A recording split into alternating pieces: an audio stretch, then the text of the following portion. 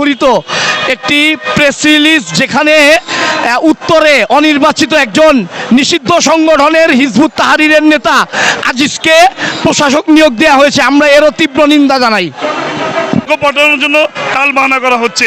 আমরা চাই এই ইস্যু নিয়ে আমরা আন্দোলন করতে চাই না, কারণ ইতিমধ্যে আমরা জনগণের ভোটের অধিকার প্রতিষ্ঠা করার জন্য প্রতিরোধ স্বৈরাচার ফ্যাসিবাদের মুক্ত বাংলাদেশ গঠন করেছি, এবং এই বাংলাদেশ গঠন করার পিছনে আপনারা জানেন যে আজকে যে মুরব্বী যিনি দেশ পরিচালনা করার দায়িত্ব নিচ্ছে উনি আমাদের আন্দোলনের ফসল।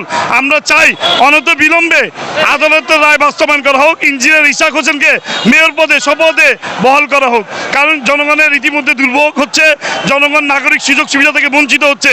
ইঞ্জিনিয়ার ইশাকের এই ইস্যুটি একটি মীমাংসিত ইস্যু, আদালত রায় দিয়েছে, এখন তাকে শপথ বাক্য পাঠ করানো হচ্ছে না, কারণ আমরা মনে করি এখনো প্রশাসনের রন্ধ্রে রন্ধ্রে ফ্যাসিবাদের দোসররা অবস্থান করছে, দেশে একটি বিশৃঙ্খলা লাগানোর চেষ্টা করছে। আমরা এই ইস্যু নিয়ে কেন আন্দোলন করব? এটি তো একটি মীমাংসিত ইস্যু, আদালত রায় দিয়েছে, তাকে এখন শপথে বহাল করা হবে।